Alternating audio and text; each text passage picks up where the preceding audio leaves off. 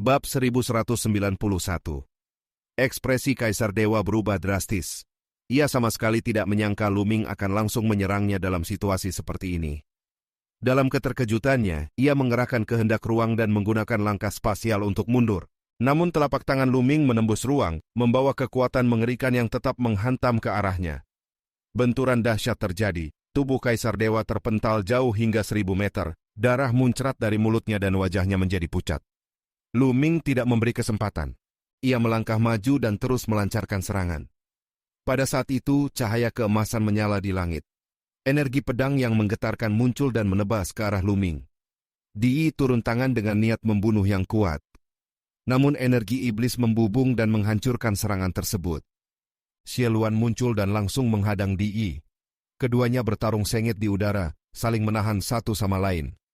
Sementara itu, Lu Ming tidak berhenti. Dengan kecepatan luar biasa, ia terus mendekati Kaisar Dewa yang berusaha melarikan diri menggunakan kekuatan ruang. Lu Ming menggunakan 9 segel gerbang ilahi. 2 gerbang penyegelan muncul di kiri dan kanan Kaisar Dewa, memancarkan cahaya kuat dan menekan ruang di sekitarnya hingga terasa seperti rawa. Kaisar Dewa meraung dan mencoba melepaskan diri dengan mengerahkan seluruh kekuatannya, bahkan melukai dirinya sendiri demi kabur. Namun gerbang penyegelan ketiga muncul di belakangnya dan sepenuhnya mengurungnya. 3 gerbang penyegelan terbentuk. Ini adalah hasil terobosan terbaru Lu Ming. Kaisar Dewa jatuh dalam keputusasaan. Ia tidak lagi memiliki jalan keluar. Lu Ming melangkah maju dan menghantam dantian lawannya. Kekuatan mengerikan menembus tubuhnya. Darah kembali muncrat keluar. Dari kejauhan terdengar teriakan marah Di yang memerintahkan untuk berhenti. Namun Lu Ming tidak menggubris. Ia mengingat bagaimana Di pernah berniat membunuhnya. Kini, ia membalas dengan tindakan nyata. Dengan satu gerakan tegas, Lu Ming memotong tubuh Kaisar Dewa menjadi 2. Sosok yang pernah berdiri di puncak generasi muda wilayah timur, peringkat pertama dalam daftar 1000 jenius, kini benar-benar jatuh dan mati. Di langit, pertarungan antara Di dan Xie Luan berhenti setelah satu benturan besar. Keduanya mundur dan tidak melanjutkan pertarungan. Tatapan Di dipenuhi niat membunuh yang dingin saat memandang Lu Ming. Lu Ming membalas dengan tatapan dingin. Ia telah menagih sebagian hutang dengan membunuh keturunan terkuat Di. Xie Luan tertawa keras, memuji tindakan Lu Ming yang berani membalas dendam. Lu Ming kemudian menyatakan tekadnya untuk suatu hari membunuh Di. Suaranya menyebar seperti badai, mengejutkan seluruh orang yang hadir. Keberanian ini bahkan lebih menggetarkan daripada pertarungan sebelumnya. Di hanya menjawab singkat sebelum pergi, meninggalkan tempat itu dengan aura dingin. Pria berjubah hitam memperhatikan semua itu dengan penuh minat. Lu Ming kemudian kembali dan menyatakan bahwa urusannya telah selesai. Pada saat itu, Long Chen mengajukan pertanyaan penting mengenai kemungkinan kembali ke benua asal untuk menyelesaikan urusan pribadi setelah diterima oleh sekte besar.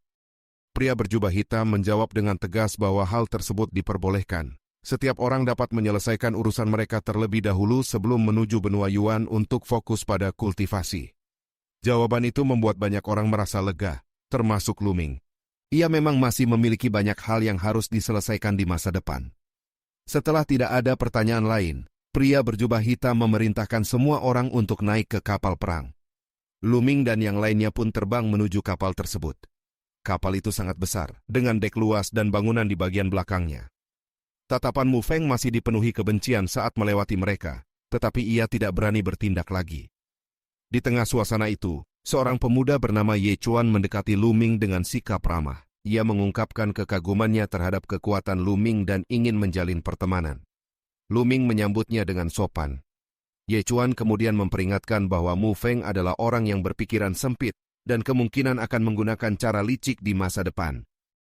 Peringatan itu membuat suasana menjadi lebih tenang namun penuh kewaspadaan, menandai awal perjalanan baru menuju benua reruntuhan ilahi. Bab 1192. Lu Ming menangkupkan tinjunya sebagai tanda terima kasih atas pengingat yang diberikan. Ye Chuan menyambut dengan ramah dan mengajak berkeliling kapal terbang lintas laut yang luas. Karena sikapnya yang hangat, Lu Ming tidak menolak dan bersama Xie Nianqing mengikuti penjelajahan tersebut. Tua Bashi juga mengikuti dari belakang dengan sikap patuh. Sejak kekalahannya ia menjadi pengikut setia Lu Ming. Kapal perang itu sangat besar dan lengkap. Di dalamnya terdapat berbagai fasilitas seperti ruang istirahat, tempat kultivasi, ruang pemurnian pil, hingga tempat pemurnian senjata. Bahkan tersedia tempat makan yang menyediakan hidangan dengan pembayaran menggunakan batu mentah. Perjalanan keliling itu membuka wawasan Lu Ming dan yang lainnya. Setelah selesai, mereka memilih kamar masing-masing untuk beristirahat.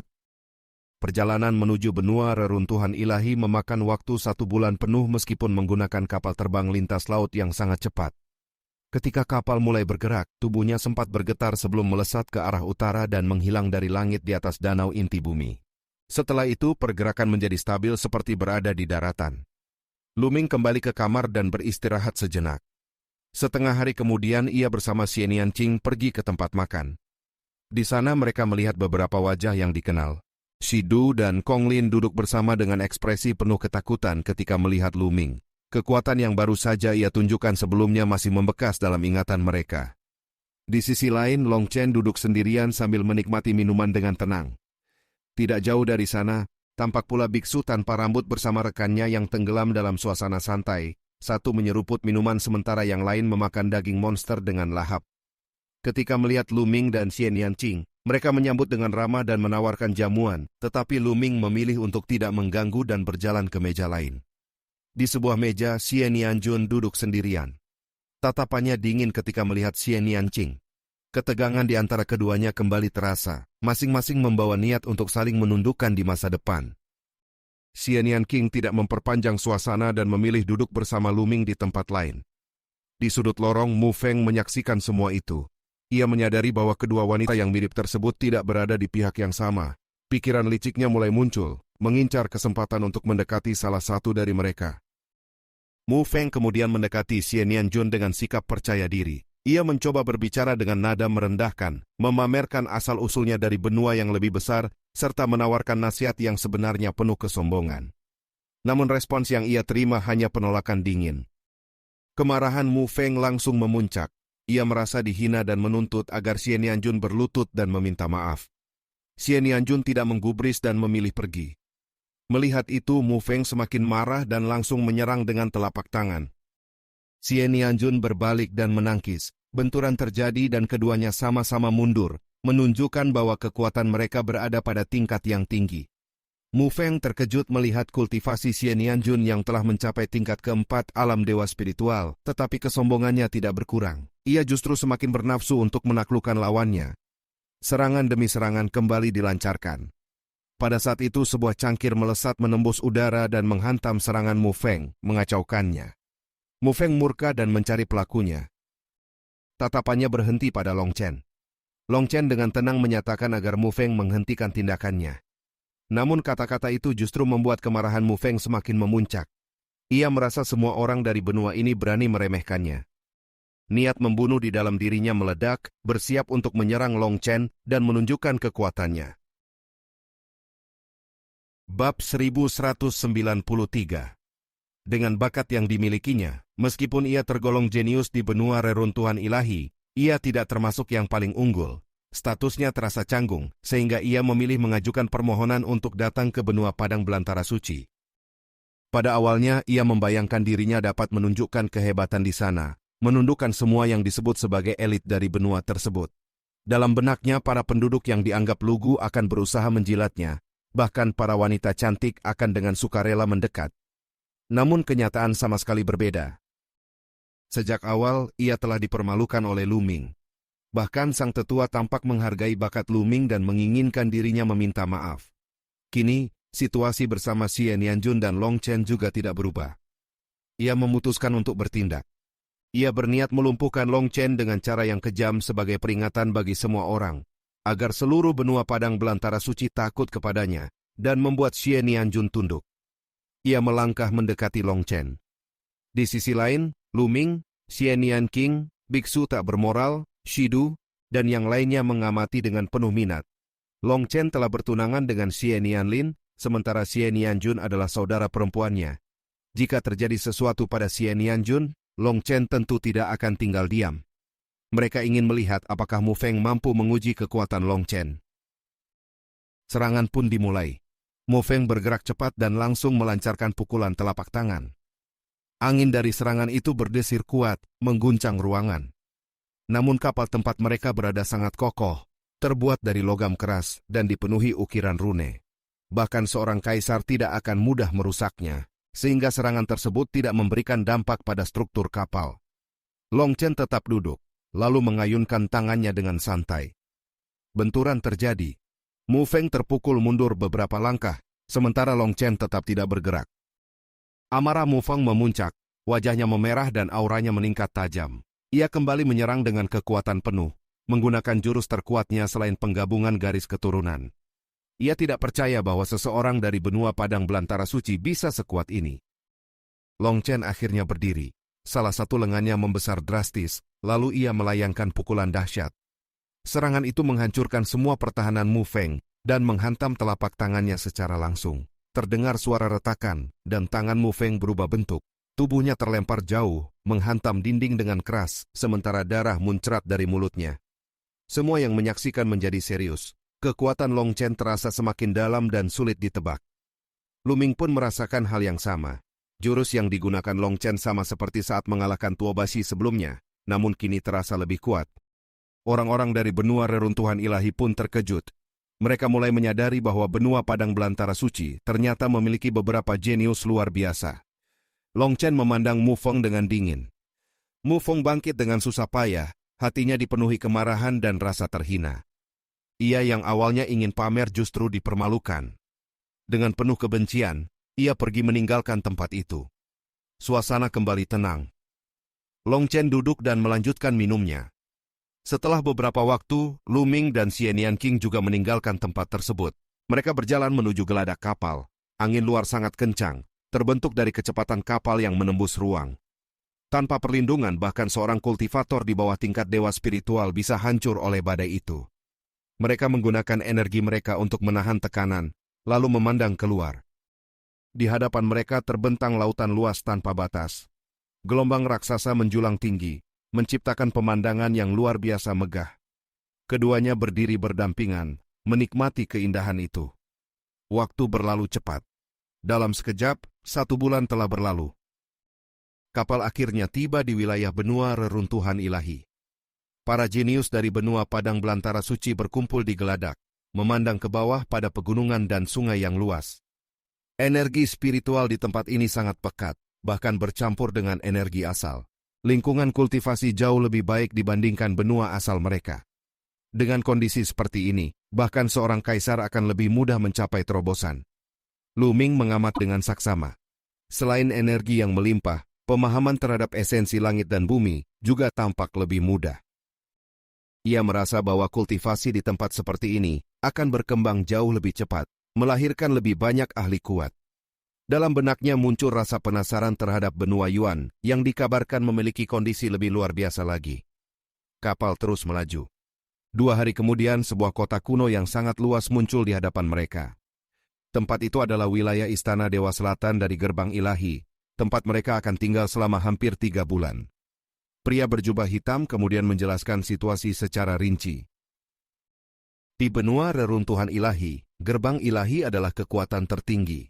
Gerbang ini terbagi menjadi 4 istana besar, yaitu Utara, Selatan, Timur, dan Barat. Masing-masing menguasai wilayahnya sendiri dan telah lama berkembang secara terpisah, sehingga pada kenyataannya mereka bertindak layaknya 4 kekuatan berbeda yang saling bersaing. Di seluruh penjuru benua terdapat total 42 benua yang disebut sebagai kelompok benua reruntuhan ilahi. Setiap istana mengelola satu arah wilayah. Benua Padang Belantara Suci berada di wilayah selatan, di bawah kekuasaan Istana Dewa Selatan, yang mencakup 9 benua. Para jenius dari 9 benua tersebut akan berkumpul, lalu 3 bulan kemudian bersama-sama menuju kota kuno reruntuhan ilahi untuk mengikuti proses seleksi berikutnya. Bab 1194. Semua orang mengangguk memahami penjelasan tersebut. Para teladan dari benua Padang Belantara Suci diam-diam terkejut. Di 4 penjuru benua reruntuhan ilahi terdapat 42 benua, dan benua mereka yang luas ternyata hanya salah satunya. Konon, di seluruh alam purba terdapat tak terhitung jumlah benua seperti ini. Luasnya dunia itu bahkan tidak diketahui batasnya. Setelah menyampaikan penjelasan, pria berjubah hitam itu meninggalkan kapal dan terbang menuju kota kuno di kejauhan. Mu Feng, Ye Chuan, serta yang lainnya dari benua reruntuhan ilahi bersama Lu Ming dan rombongannya ikut keluar dari kapal dan melayang di udara. Kapal lintas laut kemudian berbelok dan pergi ke arah lain. Mereka pun terbang menuju Istana Dewa Selatan. Kota kuno di hadapan mereka merupakan bagian dari wilayah Istana Dewa Selatan. Wilayah itu sangat luas, dipenuhi dengan kehidupan, serta memiliki pegunungan, sungai, dan danau di dalamnya, bagaikan sebuah dunia kecil. Para penjaga kota menunjukkan sikap hormat saat melihat pria berjubah hitam itu, sehingga rombongan dapat masuk tanpa hambatan. Tak lama kemudian, mereka tiba di sebuah alun-alun. Pria berjubah hitam itu memberi perintah agar mereka menunggu sebelum akhirnya pergi. Di sisi lain, Mu Feng memperlihatkan wajah dingin. Ia mengeluarkan jimat transmisi dan mengirimkan pesan, lalu tersenyum tipis. Tak lama kemudian, dua pria bertubuh tegap datang dan memimpin Lu Ming serta yang lainnya menuju tempat tinggal. Tidak jauh dari alun-alun terdapat dua puncak gunung yang berdiri berdampingan. Salah satunya tinggi menjulang, sementara yang lainnya lebih rendah. Bentuk keduanya menyerupai seorang jenderal dan prajurit. Di atas kedua puncak itu terdapat berbagai halaman tempat tinggal. Rombongan dipimpin menuju puncak yang lebih tinggi. Setibanya di sana, mereka merasakan energi spiritual dan energi asal yang sangat pekat. Pepohonan kuno menjulang tinggi, dan binatang spiritual berkeliaran. Lingkungannya sangat ideal untuk berkultivasi. Puncak itu dikenal sebagai puncak jenderal, sedangkan puncak yang lebih rendah disebut puncak prajurit, seolah-olah para prajurit sedang memberi hormat kepada jenderalnya. Setelah diberi kebebasan untuk memilih tempat tinggal, semua orang memilih halaman masing-masing. Lu Ming dan Xie Nianqing memilih sebuah halaman dekat tepi tebing. Tempat itu tenang dan elegan, dengan beberapa ruangan yang cukup luas. Waktu berlalu cepat. Dalam sekejap, 3 hari telah berlalu sejak mereka tiba di Istana Dewa Selatan. Pada hari itu, sebuah kapal lintas laut kembali tiba di luar kota kuno. Sekelompok orang turun dari kapal tersebut dan memasuki kota. Mereka adalah para teladan dari benua Shen-e. Setelah memasuki kota, mereka tiba di alun-alun, sama seperti yang dialami Lu Ming dan yang lainnya sebelumnya. Tak lama kemudian, Mu Feng muncul bersama seorang pria paruh baya dan memimpin mereka menuju tempat tinggal. Namun arah yang mereka tuju berbeda. Mereka tidak menuju puncak jenderal, melainkan menuju puncak prajurit. Setelah tiba, para teladan dari benua Shen-e memperhatikan puncak yang lebih tinggi. Mereka merasa bahwa pemandangan di sana jauh lebih baik dan lebih layak untuk ditempati. Ketika mengetahui bahwa puncak jenderal telah ditempati oleh orang-orang dari benua padang belantara suci, ekspresi mereka berubah. Puncak yang lebih tinggi dan megah justru ditempati oleh benua yang menurut mereka lebih rendah. Perasaan tidak puas pun muncul. Dalam sejarah, benua Shen-e memiliki peringkat lebih tinggi dibandingkan benua padang belantara suci. Namun kini mereka justru ditempatkan di posisi yang lebih rendah. Makna dari penamaan kedua puncak itu sangat jelas. Seolah-olah mereka ditempatkan sebagai prajurit, sementara benua padang belantara suci menjadi jenderal. Hal itu tidak dapat mereka terima. Mu Feng kemudian menyampaikan bahwa pengaturan tersebut berasal dari para tetua Istana Dewa Selatan, dan bahwa di tempat ini segalanya ditentukan oleh kekuatan. Siapa yang lebih kuat akan mendapatkan tempat yang lebih baik. Setelah itu, ia pergi dengan senyum penuh kepuasan.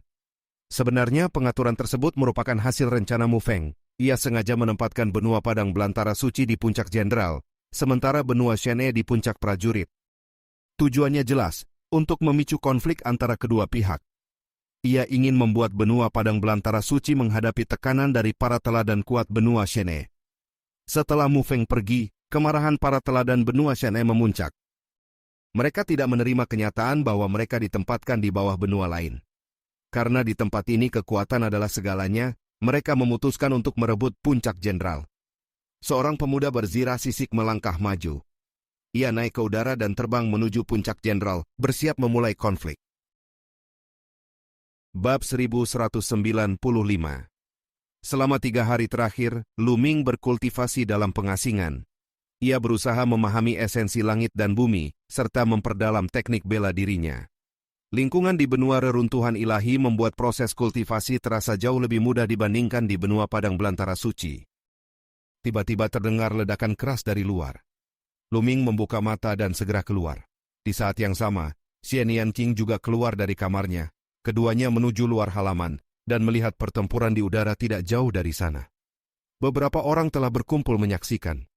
Biksu tak bermoral, Yang Potian, Mingzi, Tuobashi, dan lainnya berada di sana. Di sisi lain terdapat lebih dari selusin pemuda yang tidak dikenal. Di tengah pertempuran, Shidu tengah bertarung melawan seorang pemuda berzirah sisik. Shidu telah berubah ke wujud aslinya sebagai singa emas ilahi. Tubuhnya bersinar keemasan dengan api yang menyala. Kekuatannya jauh meningkat dibanding sebelumnya. Bahkan kultivasinya telah mencapai tingkat ketiga alam dewa spiritual. Namun ia tetap berada dalam posisi terdesak. Pemuda berzirah sisik itu jauh lebih kuat. Serangannya bertubi-tubi menghantam Shidu, membuatnya terus terlempar di udara. Pemuda itu bahkan menunjukkan sikap merendahkan, memperlakukan Shidu seolah hanya layak menjadi tunggangan. Amarah Shidu meledak, raungannya mengguncang langit, namun tetap tidak mampu membalikan keadaan. Di kejauhan, semakin banyak orang berdatangan untuk menyaksikan.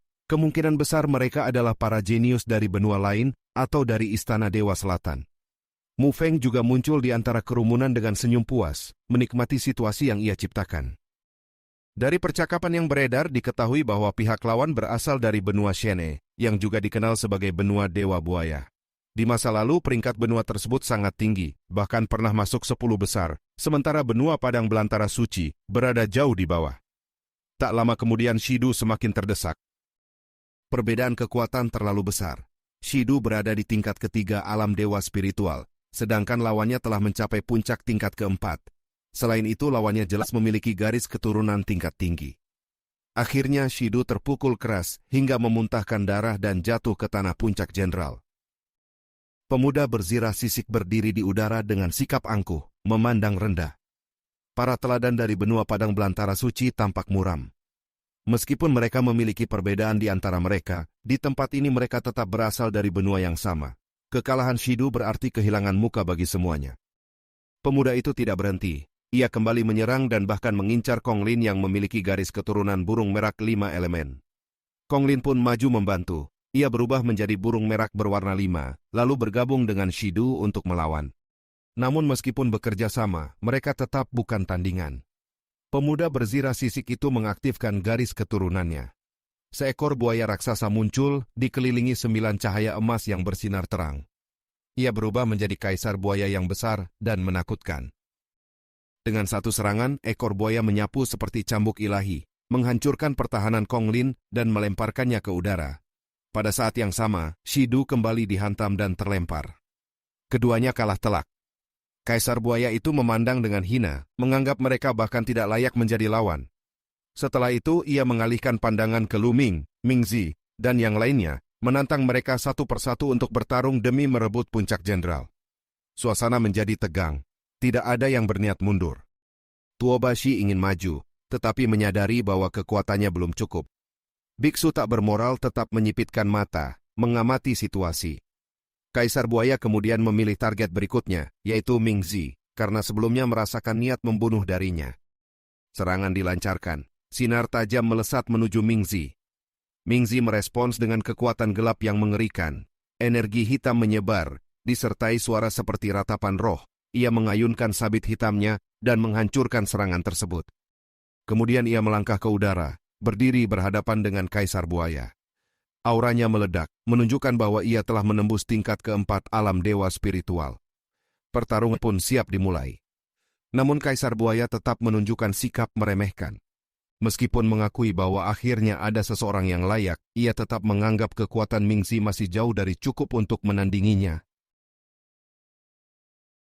Bab 1196. Kaisar buaya melangkah di udara dengan suara gemuruh yang berat. Sisiknya berkilau dingin saat ia membuka mulutnya, memancarkan aura ganas yang menekan.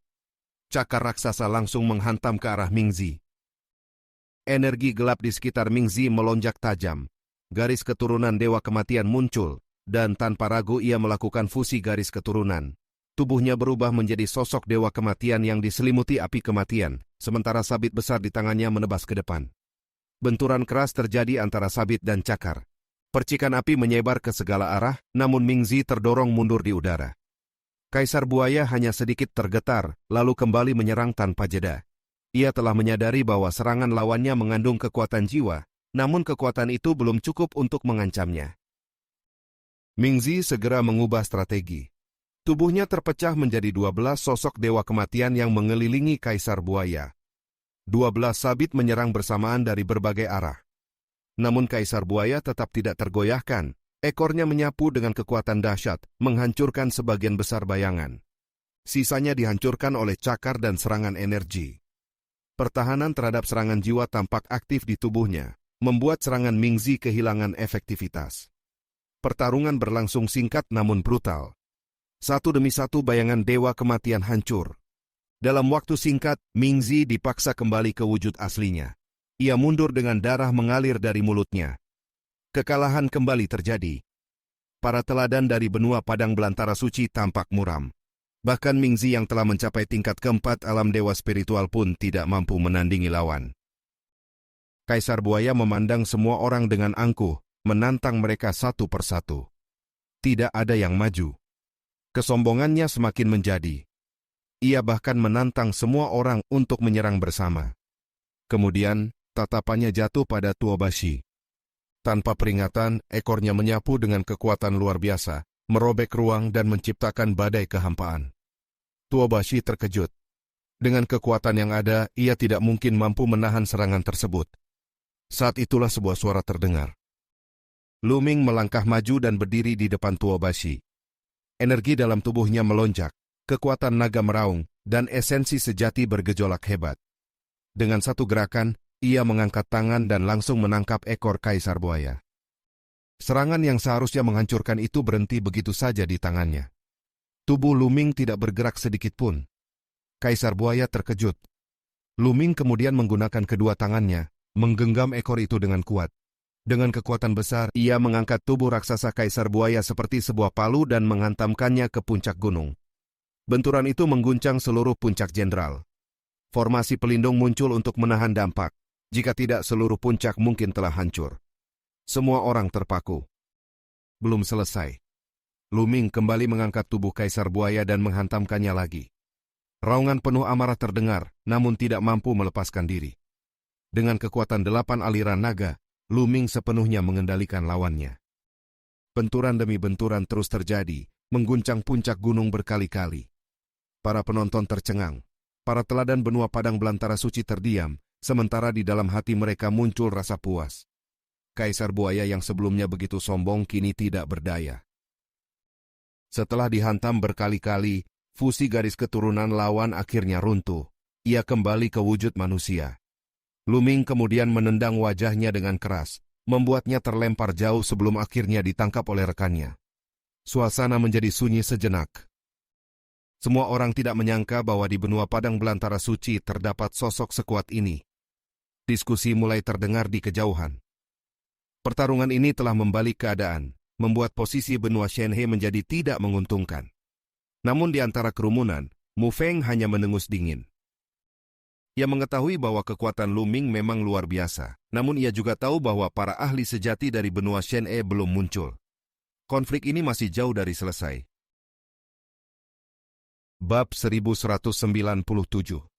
Setidaknya ada 2 hingga 3 orang yang telah mencapai tingkat kelima alam dewa spiritual di benua Shenhe. Mu Feng tersenyum tipis saat menjelaskan, sementara beberapa orang di sekitarnya terkejut mendengar hal tersebut. Itu baru permulaan, Mu Feng mencibir, sorot matanya semakin tajam. Tingkat kelima alam dewa spiritual jauh melampaui tingkat keempat, dan pada saat itu para jenius dari benua Shenhe jelas bukan lawan yang mudah. Di antara mereka, seorang pemuda bertubuh tegap mengenakan zirah emas melangkah maju. Matanya memancarkan cahaya keemasan saat menatap Luming, sementara aura kuat menyelimuti tubuhnya. Ia merasa cukup terkejut melihat adanya ahli kuat dari benua hutan belantara suci, meskipun nada sikapnya tetap meremehkan. Luming tetap tenang tanpa banyak bicara, seolah tidak tertarik meladeni provokasi tersebut. Pemuda berzirah emas itu sempat tertawa, tetapi kemudian pandangannya beralih ke sebuah halaman di dalam hutan.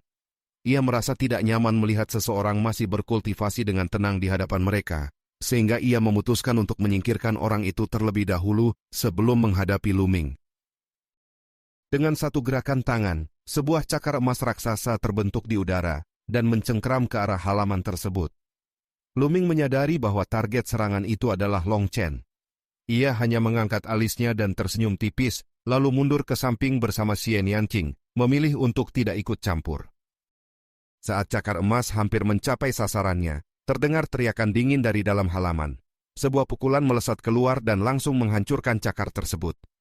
Sesosok tubuh muncul di udara, itu adalah Long Chen. Tatapannya langsung tertuju pada pemuda berzirah emas. Tanpa memberi kesempatan berbicara, Long Chen bergerak dengan kecepatan luar biasa dan melancarkan pukulan.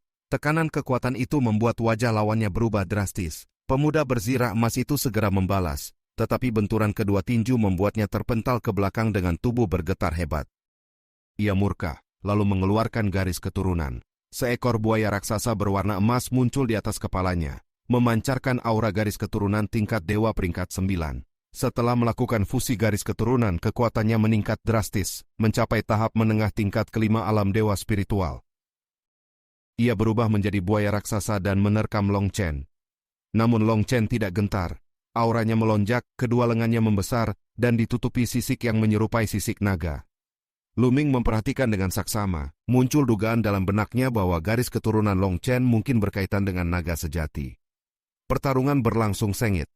Pukulan pertama Long Chen membuat ekor buaya terpental, pukulan kedua menghantam kepala lawan hingga mundur.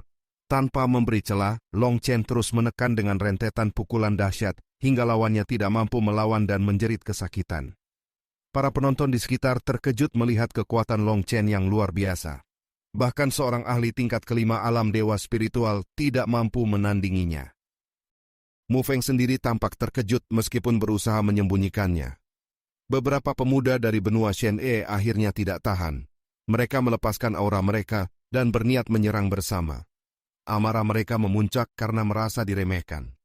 Sebanyak 7 orang mengaktifkan garis keturunan mereka. Semuanya berupa buaya raksasa tingkat dewa peringkat 9.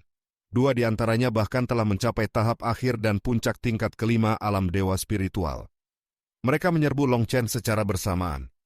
Para jenius dari benua hutan belantara suci, termasuk Luming, memperhatikan dengan penuh rasa ingin tahu. Mereka ingin melihat batas kekuatan Long Chen yang sebenarnya. Di hadapan tekanan tersebut, mata Long Chen justru memancarkan semangat bertarung. Raungan besar mengguncang langit dan bumi. Seekor makhluk raksasa muncul di atas kepalanya. Itu adalah seekor gajah raksasa yang ukurannya melampaui gunung, seluruh tubuhnya tertutup sisik seperti zirah naga. Di sekelilingnya berputar 9 cakra emas, memancarkan tekanan yang jauh lebih kuat dibanding garis keturunan tingkat dewa peringkat 9 lainnya. Seseorang berseru terkejut, menyebutnya sebagai gajah mirip naga purba. Makhluk itu merupakan salah satu dari 10 binatang perang terkuat. Ia bukan hasil perpaduan naga sejati dan gajah, melainkan ras independen yang bahkan memiliki kedudukan setara dengan naga sejati.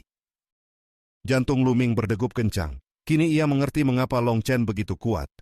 Garis keturunan yang dimilikinya ternyata termasuk dalam jajaran tertinggi di antara semua makhluk. Bab 1198. Kekuatan garis keturunan 10 makhluk buas teratas dapat dilihat dari garis keturunan 9 naga. Meskipun hanya berada pada tingkat 8 tingkat ilahi, 8 jenis kekuatan naga yang dimilikinya, selain kekuatan melahap, sudah memiliki daya tempur yang sangat mengejutkan. Kemampuan terkuatnya terletak pada kekuatan melahap dan pemurnian. Segala jenis energi bahkan niat dapat diserap dan dimurnikan untuk meningkatkan kultivasi serta mempercepat evolusi garis keturunan. Garis keturunan ini telah memberikan kontribusi besar terhadap pencapaian Luming sejauh ini. Dari situ dapat dibayangkan betapa mengerikannya garis keturunan gajah mirip naga purba yang setara dengan 9 naga. Makhluk itu terkenal karena kekuatan tempurnya yang luar biasa, memiliki tenaga tanpa batas yang mampu menembus langit dan bumi, serta menekan segala sesuatu. Raungan panjang menggema, dan tekanan mengerikan menyebar ke segala arah, membuat wajah para jenius dari benua Shen-E berubah drastis. Long Chen dalam wujud gajah naga melangkah maju dan menginjak tubuh buaya emas. Tubuh itu meledak, memperlihatkan pemuda berzirah emas dalam kondisi berlumuran darah. Darah segar menyembur dari mulutnya. Long Chen jelas menahan diri dan tidak membunuh, hanya melukai dengan parah. Belalai gajah naga berayun, menghancurkan beberapa garis keturunan lawan sekaligus. Tubuh para jenius terpental dan jeritan mereka menggema. Seorang ahli terkuat dari benua Shen-E yang berada di puncak tingkat kelima alam dewa spiritual memimpin serangan, menggerakkan ekornya dengan kekuatan penuh. Namun gajah naga itu bergerak lincah, melangkah maju dan memancarkan energi dahsyat yang memblokir serangan. kedua gadingnya bersinar, memancarkan cahaya tajam seperti pedang surgawi yang menghancurkan beberapa lawan lainnya. Dalam waktu singkat, hanya tersisa 2 ahli tingkat kelima dari pihak Shen E. Gajah naga kembali melangkah, mengguncang langit dan menghancurkan pertahanan mereka. Dalam beberapa gerakan saja, keduanya jatuh, kembali ke wujud manusia dengan tubuh terluka parah dan mundur dengan ketakutan. Wujud raksasa itu kemudian menyusut, dan Long Chen kembali ke bentuk manusia. Ia memandang para jenius Shen E dengan dingin sebelum mereka mundur sambil membawa rekan-rekan yang terluka. Para pengamat dari berbagai benua terkejut melihat kekuatan tersebut. Mereka menyadari bahwa seorang ahli luar biasa telah muncul dari benua hutan belantara suci, bahkan mampu menandingi jenius dari benua-benua teratas. Mu Feng tidak mampu menyembunyikan ekspresi buruknya. Rencananya untuk mempermalukan pihak lain justru berbalik menjadi kegagalan besar. Long Chen tetap tenang dan kembali ke halamannya untuk melanjutkan kultivasi seolah tidak terjadi apa-apa. Lu Ming hanya tersenyum melihat sikap tersebut. Ia menilai kekuatan Long Chen sudah berada pada tingkat yang sangat tinggi, terutama dengan garis keturunan gajah naga purba yang luar biasa. Namun dalam hatinya tetap tersimpan keyakinan bahwa ia tidak akan kalah dalam pertarungan di tingkat yang sama. Waktu berlalu dengan cepat, kurang dari 3 bulan tersisa sebelum seleksi murid Sekte Dewa Langit, sehingga semua orang berusaha meningkatkan kekuatan masing-masing. Setengah bulan pun berlalu, Lu Ming berkultivasi dengan tekun dan mengalami peningkatan besar dalam berbagai aspek pemahaman. Namun konsep bumi yang ia kuasai masih tertahan pada puncak tingkat keempat bagian bawah, dan belum menembus tahap berikutnya. Di sisi lain, teknik langkah 9 naga berhasil ia latih hingga langkah ke-8. Kekuatan langkah tersebut telah setara dengan teknik tingkat ilahi kelas tinggi. Meskipun dengan kultivasinya saat ini, ia belum mampu mengeluarkan seluruh potensinya. Meski demikian, kekuatan tempurnya tetap meningkat secara signifikan. Pada suatu hari, Lu Ming dan Xianian King meninggalkan tempat tinggal mereka. Sejak tiba di wilayah selatan benua reruntuhan ilahi, mereka belum sempat menjelajah. Keduanya berniat melihat keadaan sekitar sekaligus mencari bahan langka, ramuan spiritual, dan berbagai material yang tidak tersedia di benua asal mereka. Terutama bahan untuk pil nirwana yang sangat sulit ditemukan di tempat asal, sehingga ada kemungkinan lebih mudah diperoleh di wilayah ini. Saat mereka berjalan di sebuah jalan yang ramai, mereka bertemu dengan Ye Chuan.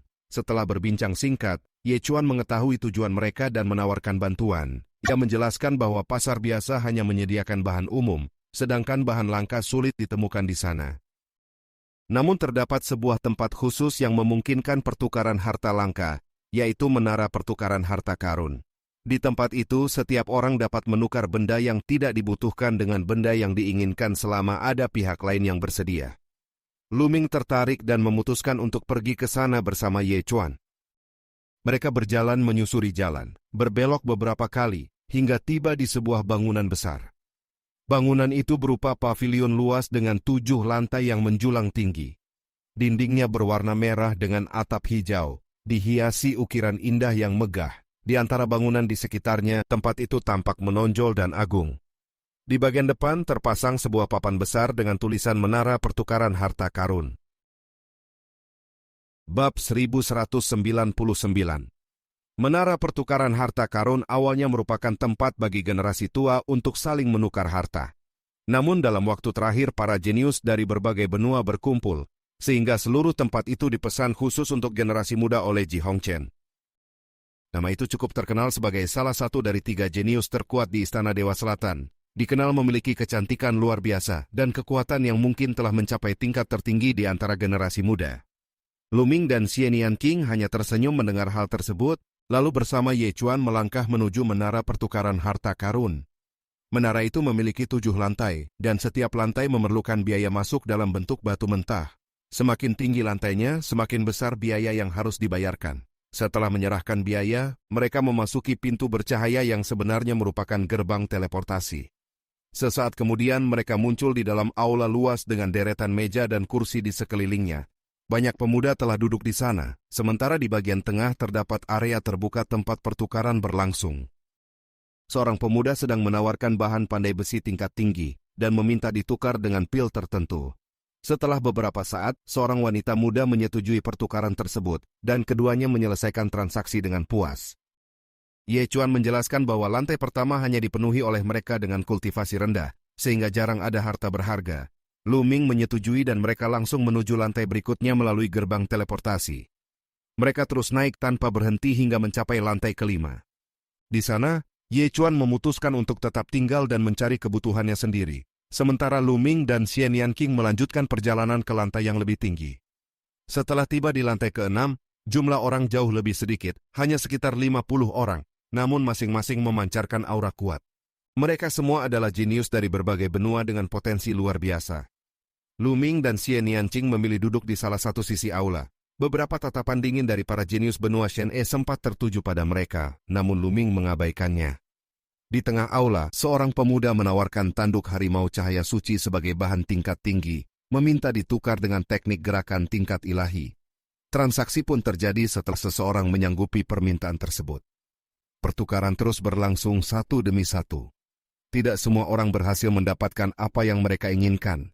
Namun sebagian tetap melakukan transaksi dengan alternatif lain atau menjualnya dengan harga batu mentah. Lu Ming dan Xian Yanqing mengamati selama setengah jam, tetapi tidak menemukan bahan yang mereka butuhkan. Saat mereka mempertimbangkan untuk naik ke lantai ke-7, sebuah suara tiba-tiba menarik perhatian. Seorang pemuda mengeluarkan sepotong kayu guntur langit dan berniat menukarkannya dengan buah asap ungu. Mata Lu Ming langsung berbinar. Kayu guntur langit mengandung kekuatan petir yang kuat dan sangat bermanfaat untuk memahami konsep petir, salah satu konsep yang sedang ia dalami. Namun ia tidak memiliki buah asap ungu, sehingga hanya bisa mengamati. Beberapa orang lain juga tertarik, tetapi tidak ada yang mampu memenuhi permintaan tersebut. Akhirnya pemuda itu memutuskan untuk menjualnya dengan sistem penawaran menggunakan batu mentah. Harga langsung melonjak dari ratusan ribu hingga mencapai 1 juta batu mentah dalam waktu singkat. Tiba-tiba sebuah suara menaikkan harga secara drastis menjadi 2 juta batu mentah. Lu Ming mengenali orang tersebut sebagai jenius terkuat dari benua Shen yang sebelumnya dikalahkan oleh Long Chen. Tatapan orang itu penuh tekad terhadap kayu guntur langit. Garis keturunannya memiliki atribut petir, dan ia juga memahami konsep petir, sehingga benda tersebut sangat penting baginya. Bab 1200.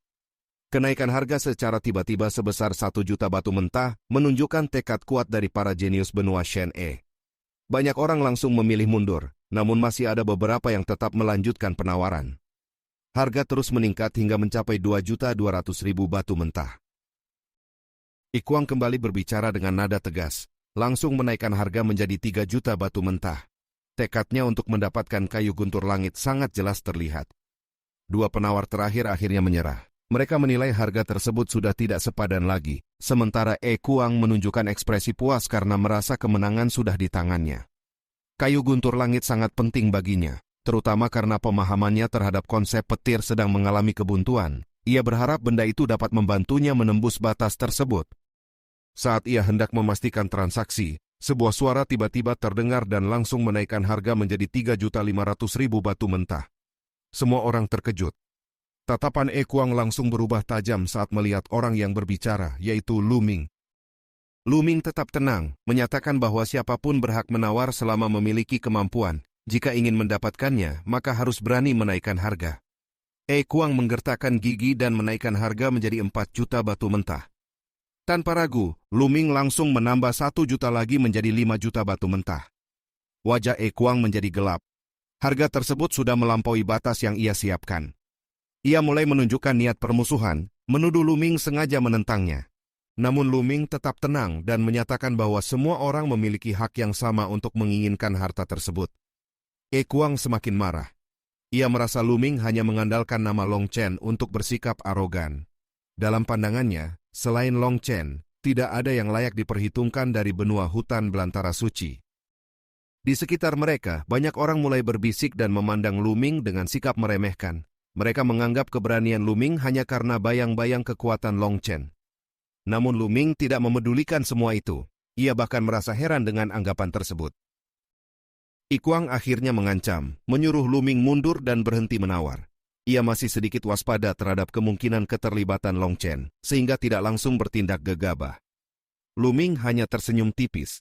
Bersama Xian Yanqing, ia malah menganggap situasi itu sebagai lelucon, bahkan meremehkan peluang Kuang dalam seleksi mendatang. Ucapan itu membuat wajah Kuang memerah seperti hati babi karena marah. Amarahnya akhirnya meledak. Ia langsung menyerang dengan cakar yang berubah menyerupai buaya, diselimuti kilatan petir. Serangan itu sangat cepat dan mematikan, cukup untuk membunuh ahli tingkat tinggi dalam sekejap. Namun Lu Ming tidak gentar. 8 aliran energi naga dalam tubuhnya meletus, dan ia membalas dengan satu pukulan kuat. Benturan keras terdengar. Dalam sekejap, tulang jari Kuang patah dan tubuhnya terpental mundur. Semua orang terkejut melihat hasil tersebut. Dengan satu pukulan, Lu Ming tidak hanya menahan serangan, tetapi juga melukai lawannya secara serius. Rasa malu berubah menjadi kemarahan yang lebih besar. Kuang melepaskan seluruh kekuatannya, mencapai puncak tingkat kelima alam dewa spiritual. Garis keturunannya muncul, dan ia berubah menjadi buaya raksasa berkilat petir. Meskipun ukuran tubuhnya terbatas oleh ruang menara, kekuatannya tetap tidak berkurang. Aura mengerikan menyelimuti seluruh aula. Ia meraung dan menyerang kembali dengan kekuatan penuh. Lu Ming berdiri tegak, garis keturunan ketiganya muncul, rambutnya berubah merah darah, dan niat membunuh yang kuat menyelimuti seluruh area. Garis keturunan itu berubah menjadi pedang tempur di tangannya. Dengan satu ayunan, ia menebas ke arah Kuang. Bab 1201. Cahaya pedang itu merah seperti darah. Dipenuhi niat membunuh yang dingin saat menebas kehampaan. Dalam sekejap, tubuh buaya raksasa yang merupakan wujud Kuang terbelah menjadi dua. Di hadapan semua orang yang terkejut, tubuh besar itu berubah menjadi cahaya energi dan menghilang. Dari dalam cahaya tersebut, sebuah sosok mundur dengan cepat, darah menyembur ke udara. Kuang muncul kembali dalam wujud aslinya. Wajahnya pucat pasi, penuh ketakutan. Salah satu lengannya telah terputus. Ia segera mengendalikan tubuhnya dan menghentikan pendarahan, lalu menatap Lu Ming dengan keterkejutan yang mendalam. Orang-orang di sekeliling juga menunjukkan ekspresi tidak percaya. Hanya satu tebasan pedang. Dengan satu serangan itu saja, Lu Ming telah mematahkan fusi meridian darah Kuang dan memutuskan lengannya. Kekuatan tempur seperti ini sungguh mengejutkan. Benua hutan belantara suci ternyata sangat mengerikan. Sebelumnya sudah ada Long Chen, dan kini muncul pemuda lain dengan aura yang bahkan lebih sulit dipahami. Mereka yang semula mengira bahwa hanya Long Chen yang luar biasa kini menyadari kesalahan besar mereka. Benua tersebut jelas tidak sesederhana yang mereka bayangkan. Lu Ming tidak menunjukkan emosi. Ia menarik kembali garis keturunan ketiganya, dan auranya kembali tenang. Kuang tidak berani berkata apa-apa. Wajahnya muram sebelum akhirnya berbalik dan meninggalkan tempat itu melalui formasi teleportasi. Setelah itu, Lu Ming berjalan menuju pemuda yang sebelumnya menjual kayu petir langit dan menyerahkan batu mentah sebagai pembayaran. Pemuda itu menerima dengan terkejut dan segera menyerahkan barang tersebut. Lu Ming merasakan energi petir yang kuat dari kayu itu dan kembali ke tempat duduknya dengan ekspresi puas. Ia kemudian mengajak Xie Nianqing untuk melihat-lihat barang lain yang mungkin dibutuhkan. Namun barang dengan aura iblis yang dicari Xie Nianqing ternyata sangat langka. Pertukaran harta terus berlangsung, tetapi tidak ada yang sesuai dengan kebutuhan mereka. Lu Ming kemudian maju ke tengah aula dan menyebutkan beberapa bahan langka yang ia cari, termasuk Ganoderma berdaun 9, esensi Kaisar Bumi, dan batu darah Kaisar. Semua itu merupakan bahan utama untuk memurnikan ramuan nirvana. Namun tidak satu pun dari orang-orang di sana memilikinya. Setelah beberapa waktu, Lu Ming kembali ke tempat duduknya dengan sedikit kekecewaan. Ia kemudian mengajak Xie Nianqing menuju lantai tertinggi. Keduanya melintasi portal dan tiba di lantai ke-7. Di sana, jumlah orang jauh lebih sedikit, hanya sekitar 20 orang. Namun aura yang mereka pancarkan jauh lebih kuat, menunjukkan bahwa mereka adalah para ahli puncak. Saat Lu Ming dan Xie Nianqing tiba, banyak tatapan tertuju pada mereka. Namun sebagian besar hanya sekilas memandang Lu Ming, sementara perhatian lebih banyak tertuju pada Xie Nianqing. Di antara kerumunan itu, Mu Feng juga berada di sana. Tatapannya dingin saat mengenali mereka. Di sampingnya berdiri seorang pemuda bangsawan dengan penampilan anggun dan aura percaya diri yang kuat. Ia memandang Xie Nianqing dengan penuh minat. Mu Feng menjelaskan identitas Lu Ming dan Xie Nianqing, namun dengan sengaja merendahkan kekuatan mereka. Pemuda bangsawan itu tampak semakin tertarik, terutama pada kecantikan Xie Nianqing. Dalam pikirannya, ia bahkan berniat untuk membawa wanita itu ke kediamannya setelah acara selesai. Lu Ming tidak mendengar percakapan tersebut, tetapi ia dapat merasakan tatapan tidak bersahabat itu.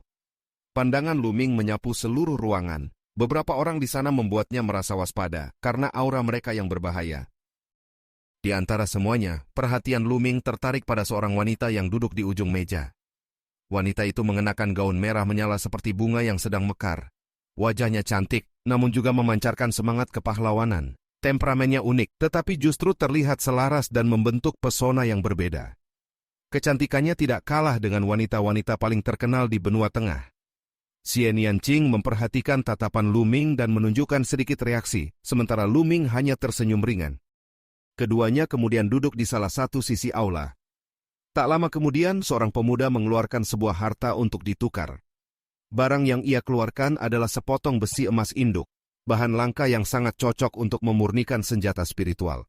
Bahkan Lu Ming pun merasa tertarik, tetapi ia tidak memiliki sesuatu yang dapat ditukar.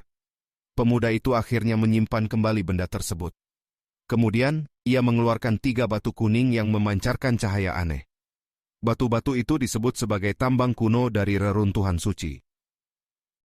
Di dalam tambang kuno tersebut, terdapat kemungkinan menyimpan harta yang sangat langka dan tak tertandingi.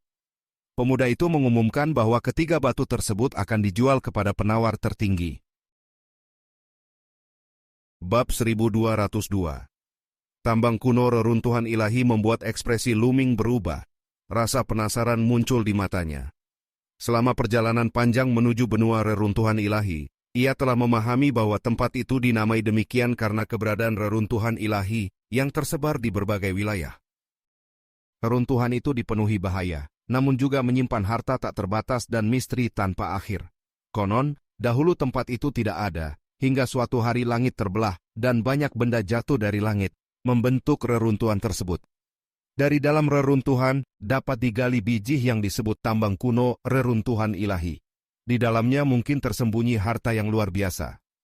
Beberapa orang pernah menemukan senjata ilahi tertinggi, kitab rahasia tingkat puncak, bahkan tulang, darah, dan esensi dari para ahli tertinggi. Namun kemungkinan terbesar tetaplah kosong tanpa apapun. Suasana menjadi sunyi, tidak ada yang segera menawar. Membeli tambang kuno seperti berjudi, sebagian besar hanya berakhir dengan kerugian. Di sisi Mu Fang, mata pemuda bangsawan itu bersinar seperti api. Ia menatap salah satu tambang kuno seakan merasakan sesuatu yang selaras dengan dirinya. Pada saat yang sama, suara dandan terdengar di benak Lu Ming, menyarankan agar ia membeli salah satu tambang tersebut karena ada sesuatu yang bermanfaat di dalamnya. Lu Ming terkejut. Lapisan luar tambang kuno dikenal mampu menghalangi indera spiritual. Tanpa membukanya, hampir mustahil mengetahui isi di dalamnya. Namun dandan tampaknya mampu merasakannya dengan jelas. Pemuda bangsawan itu langsung mengajukan harga awal yang cukup tinggi untuk mencoba peruntungannya. Orang lain memilih mundur. Bagi mereka, tambang seperti itu dapat ditemukan di tempat lain, sehingga tidak perlu mengambil risiko besar di sini. Namun Lu Ming ikut mengajukan tawaran, membuat suasana berubah. Tatapan pemuda bangsawan itu menjadi dingin. Ia menaikkan harga, dan Lu Ming kembali menimpali dengan kenaikan yang lebih tinggi. Keduanya saling bersaing, membuat harga terus melonjak. Pemuda bangsawan itu mencoba memperingatkan Lu Ming bahwa peluang mendapatkan harta sangat kecil, namun Lu Ming tetap tenang dan tidak terpengaruh. Melihat situasi tersebut, beberapa pemuda lain mulai ikut menawar. Harga terus meningkat dengan cepat, melampaui jutaan batu mentah. Wajah pemuda bangsawan itu semakin tidak sedap dipandang. Ia menyadari bahwa tanpa campur tangan Lu Ming, ia mungkin sudah mendapatkan tambang itu dengan harga murah. Kini, harga telah melambung tinggi.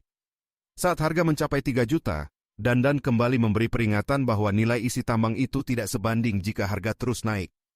Lu Ming pun berhenti menawar. Sementara itu, persaingan di antara yang lain masih berlanjut. Akhirnya, tambang kuno tersebut terjual dengan harga 5 juta batu mentah kepada pemuda bangsawan itu. Tatapannya terhadap Lu Ming dipenuhi niat membunuh. Mu Feng di sampingnya justru merasa puas. Ia melihat kesempatan untuk menjatuhkan Lu Ming tanpa harus turun tangan sendiri. Setelah transaksi selesai, pertukaran harta berlanjut. Beberapa orang berhasil menukar barang mereka, sementara yang lain kembali dengan kecewa. Namun tetap saja tidak ada yang sesuai dengan kebutuhan Lu Ming dan Xian Yanqing. Tiba-tiba, seseorang mengeluarkan sebuah harta yang menarik perhatian semua orang. Itu adalah akar roh api. Jantung Lu Ming berdegup kencang. Salah satu bahan utama untuk memurnikan ramuan nirvana akhirnya muncul. Di sekelilingnya, banyak orang terkejut. Akar roh api adalah harta tingkat 9 kelas tertinggi yang sangat langka. Namun syarat penukarannya adalah batu berbentuk pedang, sebuah harta yang sama langkanya. Banyak orang langsung mengernyit karena tidak mudah menemukan benda tersebut. Di sisi lain, mata pemuda bangsawan itu kembali menyala. Akar roh api sangat cocok dengan garis keturunannya. Jika ia berhasil mendapatkannya, kekuatannya akan meningkat pesat. Bab 1203. Mujue berdiri dengan tatapan tajam tertuju pada akar roh api di tangan Pang Yuan. Ia sangat menginginkan benda itu dan berusaha menawarnya dengan berbagai harta, berharap Pang Yuan bersedia menukar. Namun Pang Yuan tidak tergoyahkan. Akar roh api memang berguna baginya, tetapi batu berbentuk pedang jauh lebih ia butuhkan. Tanpa benda itu ia tidak berniat melakukan pertukaran apapun. Mujue tetap mencoba membujuk, menunjukkan betapa pentingnya akar roh api baginya, tetapi Pang Yuan sama sekali tidak peduli. Sikap dingin itu membuat wajah Mujue menjadi buruk, meskipun ia tetap menahan diri karena kekuatan Pang Yuan tidak kalah darinya. Pang Yuan kembali menegaskan bahwa hanya batu berbentuk pedang yang dapat membuatnya berubah pikiran. Pada saat itu sebuah suara muncul dan menarik perhatian semua orang. Lu Ming melangkah maju dan menyatakan bahwa ia memiliki benda yang dimaksud. Di tangannya muncul sebuah pedang batu kecil berwarna putih susu, memancarkan aura pedang yang samar. Benda itu jelas merupakan batu berbentuk pedang. Lu Ming mendapatkan benda tersebut dari hasil menyortir cincin penyimpanan milik seorang ahli yang sebelumnya terbunuh. Tanpa disangka benda itu kini menjadi sangat berguna. Pang Yuan terlihat sangat senang. Batu itu jelas cukup untuk ditukar dengan akar roh api. Ketika pertukaran hampir terjadi, Mujue maju dan mencoba menghentikan situasi. Ia mengalihkan targetnya kepada Lu Ming dan menuntut agar batu tersebut dijual kepadanya. Lu Ming menolak dengan tegas karena ia membutuhkan batu itu untuk ditukar. Namun Mujue bersikap arogan, memaksa tanpa peduli alasan Lu Ming. Sikap itu membuat Lu Ming marah. Ia menyadari bahwa Mujue tidak berani menantang Pang Yuan dan justru mencoba menindas dirinya. Mujue semakin murka ketika identitasnya tidak dihiraukan. Ia merasa dihina oleh seorang yang dianggapnya berasal dari tempat rendah. Amarahnya meledak dan aura panas menyelimuti tubuhnya. Api menyebar, membentuk cambuk panjang yang langsung disabetkan ke arah Lu Ming. Namun Lu Ming tidak gentar. Dengan satu tebasan tangan, cambuk api itu terputus. Mujue semakin serius. Aura kekuatannya meningkat drastis, menekan seluruh ruangan. Kultivasinya berada di puncak tingkat ke-6 alam dewa spiritual, lebih tinggi dari Lu Ming. Tekanan besar menyelimuti tempat itu menunjukkan kekuatan seorang jenius dari Istana Dewa Selatan. Meski begitu, Lu Ming tetap tenang. Ia tidak mundur sedikit pun. Mujue menyerang dengan telapak tangan raksasa yang menyala, berniat menekan Lu Ming hingga berlutut. Namun pukulan Lu Ming langsung menghancurkan serangan itu. Situasi berubah. Lu Ming melangkah maju, tubuhnya memancarkan kekuatan naga. Prasasti muncul di sekelilingnya, dan garis keturunan ketiga bangkit, menyelimuti tubuhnya dengan cahaya merah darah. Kekuatannya meningkat tajam. Ia menyerang dengan pukulan yang membawa niat membunuh. Mujue merasakan tekanan besar dan segera melawan dengan kekuatan api penuh. Kedua pukulan bertabrakan dengan dahsyat. Hasilnya mengejutkan semua orang. Mujue terdorong mundur beberapa langkah, sementara Lu Ming hanya sedikit terguncang. Keributan langsung pecah di sekeliling mereka. Tidak ada yang menyangka seorang kultivator tingkat ke-5 alam dewa spiritual mampu menekan seseorang di puncak tingkat ke-6. Beberapa jenius yang menyaksikan menunjukkan ekspresi terkejut, termasuk seorang wanita dengan aura api yang memperhatikan dengan serius. Bagi Mujue, kejadian ini adalah penghinaan besar. Dengan kultivasi yang lebih tinggi, ia justru dipukul mundur oleh lawan yang lebih rendah. Amarahnya mencapai puncak. Ia mengeluarkan raungan panjang, dipenuhi niat membunuh yang semakin kuat. Bab 1204. Tubuh Mujue dipenuhi niat membunuh. Api di tubuhnya berkobar liar, dan garis keturunannya muncul di atas kepalanya. Garis keturunannya berupa sulur tanaman yang diselimuti api, dengan 9 cakra emas yang bersinar. Ia langsung menggunakan fusi garis keturunan, dan berubah menjadi tanaman merambat menyala, memancarkan aura yang mengerikan. Sulur-sulur api menari seperti cambuk panjang dan menyapu ke arah Lu Ming. Kobaran panasnya seakan mampu membakar segalanya. Di sekeliling, para pemuda lain mengerahkan kekuatan masing-masing untuk menahan dampak panas yang menyebar. Luming mengaktifkan teknik penjara penekan surga dan menghantam sulur itu dengan telapak tangannya. Benturan keras terjadi, dan panas menyengat menjalar hingga membuat telapak tangannya sedikit mati rasa.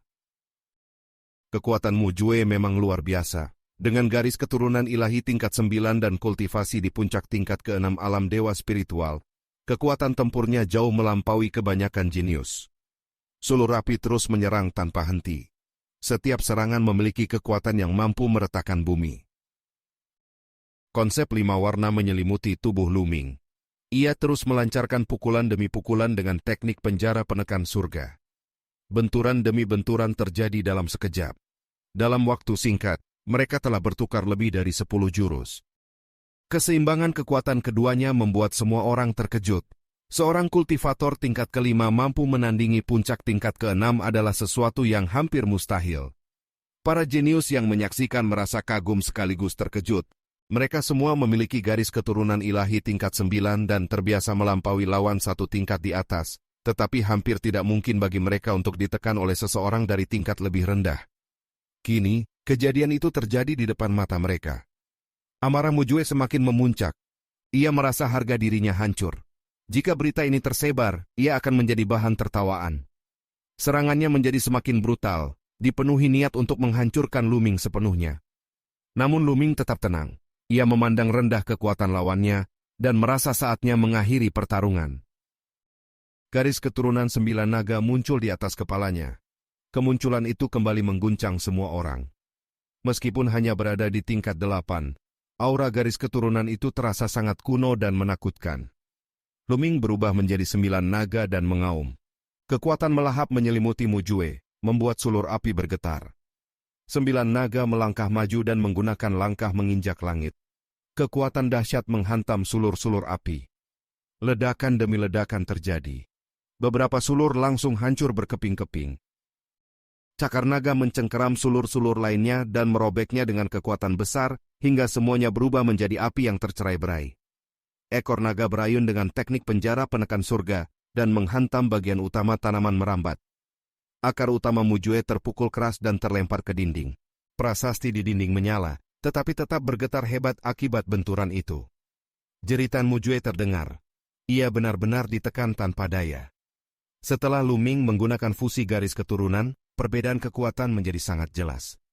9 naga terus menyerang tanpa henti. Cakar naga menghujani Mujue dengan serangan bertubi-tubi. Ledakan dan jeritan bercampur, membuat banyak orang bergidik. Setelah lebih dari 10 jurus, Mujue akhirnya tidak mampu bertahan. Garis keturunannya runtuh dan ia kembali ke wujud manusia. Keadaannya sangat mengenaskan. Rambutnya berantakan, darah terus mengalir dari mulutnya, dan tubuhnya penuh luka. Di antara kerumunan, Mu Feng pucat pasi. Ia tidak pernah menyangka Mujue akan kalah seburuk ini. Harapannya untuk membalas dendam melalui Mujue hancur sepenuhnya.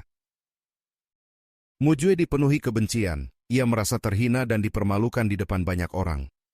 Luming kembali ke wujud manusia. Matanya dingin saat ia melangkah mendekat dan menendang wajah Mujue hingga kepalanya menghantam dinding. Niat membunuh yang kuat menyelimuti suasana. Mujue merasakan hawa dingin yang membuatnya tidak berani berbicara. Luming mengulurkan tangan dan menarik cincin penyimpanan dari tubuh Mujue menggunakan kekuatan esensinya. Cincin itu langsung berpindah ke tangannya dan disimpan sebagai kompensasi. Mujue dipenuhi amarah tetapi tidak berani melawan. Ia hanya bisa menahan rasa benci yang mendalam. Luming akhirnya membiarkannya pergi. Ia tidak membunuhnya karena masih berada di benua reruntuhan ilahi dan memilih untuk menahan diri. Mujue berdiri dengan susah payah dan pergi dengan penuh kebencian. Mu Feng segera mengikutinya dengan tubuh gemetar. Setelah itu, Luming berjalan menuju Pang Yuan dan menyerahkan batu berbentuk pedang. Pang Yuan tertawa puas dan memberikan akar roh api kepada Luming. Keduanya mendapatkan apa yang mereka inginkan. Di kejauhan, seorang wanita berbaju merah memperhatikan Luming dengan tatapan penuh minat dan semangat bertarung. Bab 1205. Pertukaran harta karun terus berlanjut. Para pemuda maju satu persatu, mengeluarkan berbagai benda berharga untuk ditukar. Setelah beberapa waktu, seorang pemuda mengeluarkan 2 keping tambang kuno reruntuhan ilahi, yang memancarkan cahaya kuning. Perhatian Xian Yanqing langsung tertarik.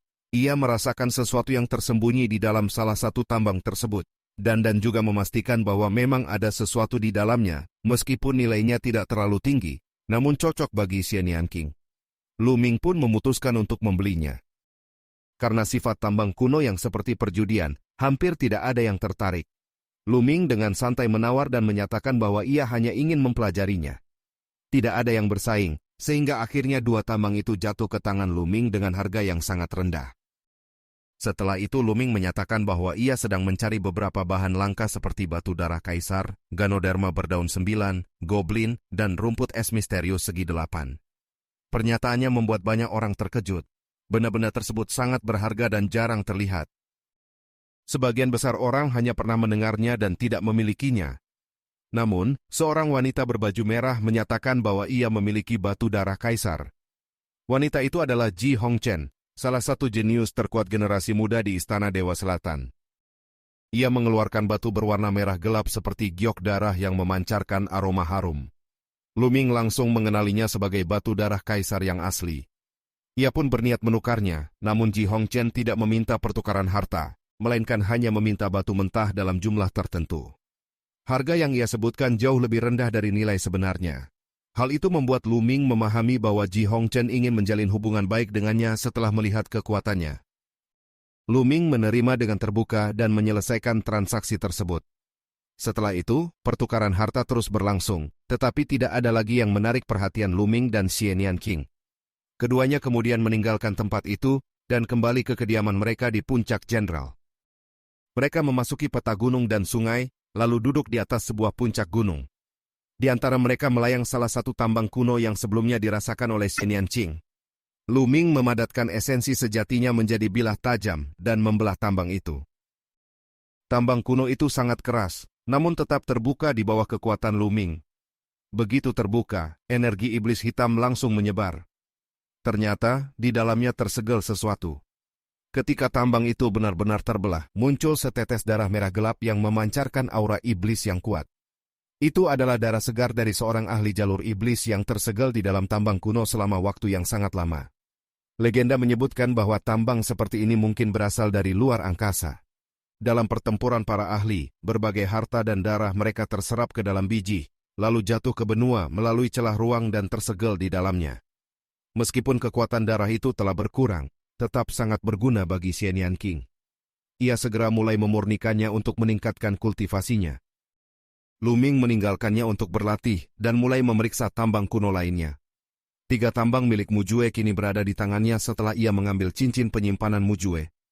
Ia membuka satu persatu tambang tersebut, namun tidak menemukan apapun selain batu biasa. Akhirnya, ia membuka tambang terakhir. Begitu terbuka, aura panas yang kuat langsung menyebar. Di dalamnya terdapat pecahan senjata yang memancarkan energi membara, seolah-olah api masih menyala di dalamnya. Lu Ming menyadari bahwa itu adalah sebuah harta yang tidak biasa. Bab 1206. Pecahan senjata itu sangat kecil, hanya sebesar kuku jari, tetapi memancarkan aura panas yang kuat seperti bola api yang menyala. Lu Ming menyadari bahwa benda itu kemungkinan merupakan bagian dari senjata seorang ahli tertinggi. Energi api yang terkandung di dalamnya sangat murni dan kuat, cukup untuk meningkatkan pemahaman konsep apinya. Ia segera membungkus pecahan tersebut dengan esensi sejati, dan mulai mengekstrak energi api di dalamnya. Seberkas api keluar dan melompat ke ujung jarinya. Dengan hati-hati, Lu Ming memurnikan energi itu, meresapinya untuk memperdalam konsep api miliknya. Hari demi hari berlalu. Setelah lebih dari 10 hari, energi api itu sepenuhnya terserap. Konsep api Lu Ming mencapai puncak tingkat 4 bagian atas, hanya selangkah lagi menuju kesempurnaan tingkat 4. Tak lama kemudian, dari puncak gunung di dekatnya, energi iblis yang kuat meledak ke langit. Xian Yanqing juga mengalami peningkatan besar. Kultivasinya mencapai puncak tingkat keempat alam dewa spiritual setelah memurnikan darah iblis. Namun ia belum berhenti, ia terus berlatih untuk menembus kehendak iblisnya sekaligus. Lu Ming memahami niatnya dan tidak mengganggu. Ia sendiri melanjutkan kultivasi dengan menggunakan kayu petir langit untuk meningkatkan konsep petir. Ia mengekstrak seberkas energi petir dan memurnikannya seperti sebelumnya. 12 hari berlalu dengan cepat.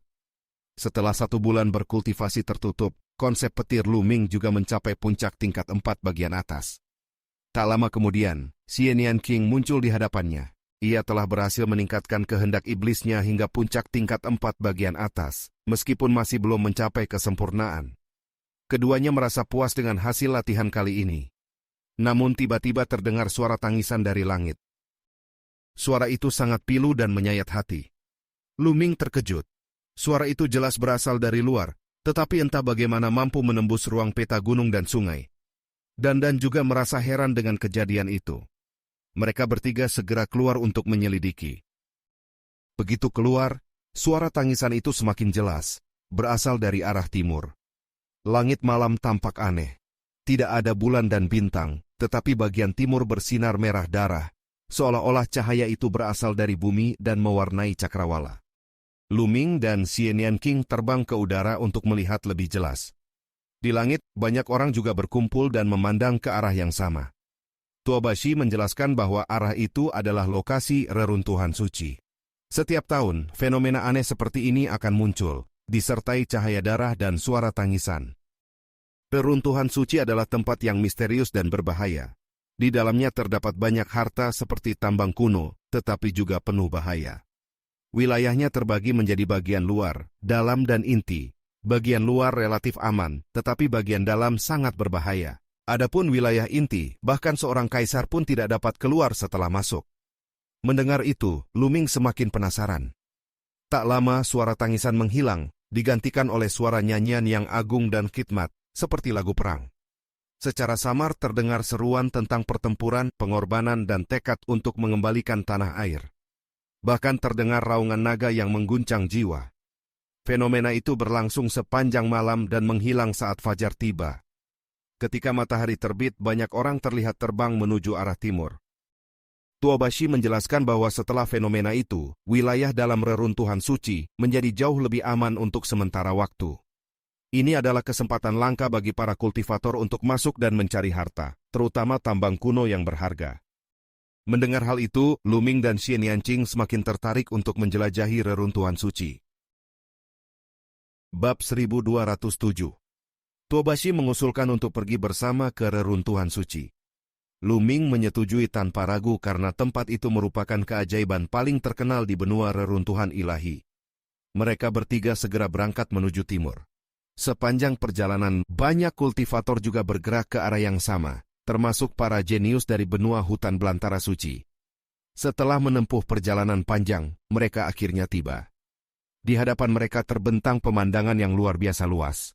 Hamparan reruntuhan membentang tanpa batas. Istana-istana hancur, gunung runtuh, serta kota-kota kuno yang telah berubah menjadi puing terlihat di mana-mana. Tempat itu tampak seperti dunia yang jatuh dari langit setelah mengalami kehancuran besar. Tuobashi menjelaskan bahwa banyak orang berspekulasi tempat ini berasal dari dunia lain yang hancur akibat perang besar, lalu jatuh ke tempat ini melalui celah ruang. Luming teringat kemungkinan kaitannya dengan dunia yang pernah ia kunjungi sebelumnya. Dugaan tentang dunia lain membuatnya semakin penasaran. Tanpa ragu, mereka memasuki wilayah reruntuhan. Awalnya mereka berada di bagian luar yang relatif aman. Mereka melihat istana besar yang runtuh dan kota kuno yang telah kehilangan bentuknya. Namun mereka tidak berhenti dan terus masuk ke wilayah yang lebih dalam. Sesampainya di bagian dalam, mereka mendarat dan tidak lagi terbang. Wilayah ini jauh lebih berbahaya, dan bergerak di udara akan meningkatkan risiko terkena serangan mendadak. Mereka berjalan perlahan sambil mengamati sekeliling, berharap menemukan tambang kuno. Dan tampak kebingungan, merasa tempat ini seolah pernah dilihat sebelumnya, tetapi tidak mampu mengingat dengan jelas. Mereka terus menjelajah hingga menemukan sebuah istana besar yang runtuh. Xie Nianqing merasakan adanya sesuatu di dalamnya. Mereka segera masuk dan menyusuri reruntuhan hingga tiba di sudut terpencil. Di sana Xie Nianqing semakin yakin bahwa ada sesuatu yang tersembunyi.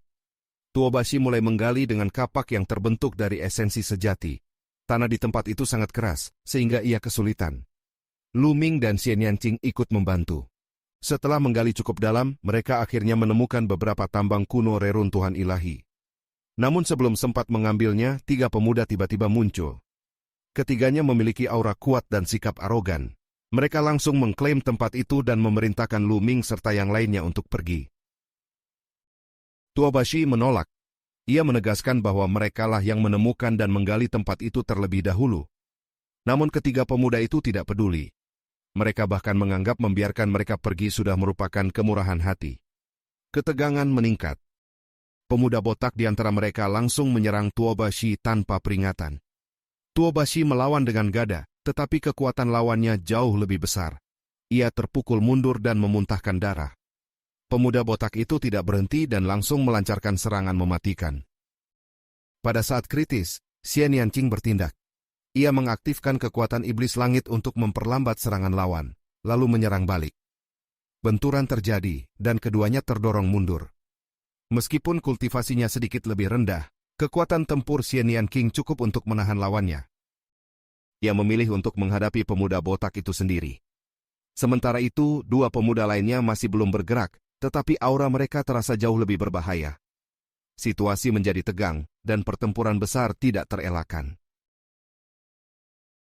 Bab 1208.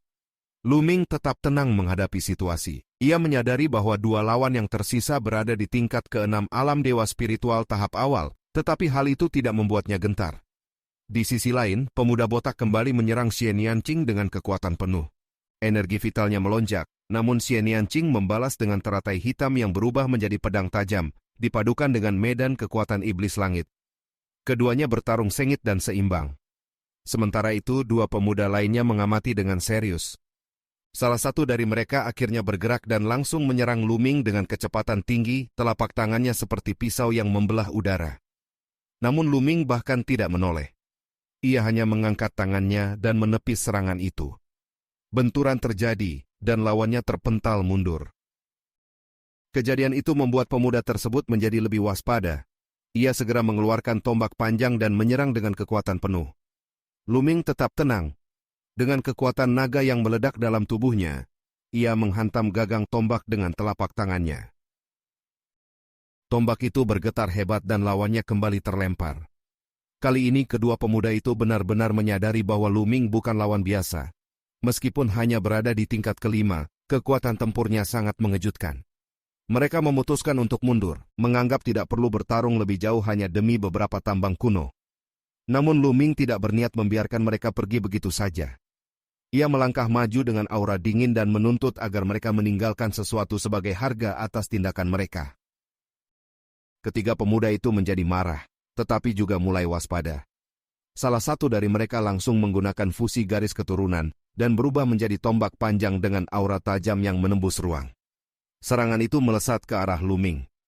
Lu Ming mengeluarkan garis keturunan ketiganya. Energi mengalir ke dalam tubuhnya dan niat membunuhnya meningkat drastis. Ia menghantam tombak itu dengan satu pukulan, membuatnya bergetar dan terpental. Pemuda lain juga ikut menyerang, berubah menjadi pedang tempur yang menebas ke arah Lu Ming. Kedua serangan itu datang bersamaan. Namun Lu Ming tidak mundur. Ia melancarkan dua pukulan berturut-turut dan menghantam keduanya sekaligus. Benturan keras terjadi, dan kedua senjata itu terpental.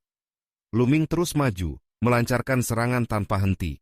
Setiap pukulannya mengandung kekuatan teknik penjara penekan surga yang semakin dalam pemahamannya. Pukulannya terlihat lambat, tetapi sebenarnya sangat cepat dan penuh tekanan, seolah mampu memenjarakan segala sesuatu.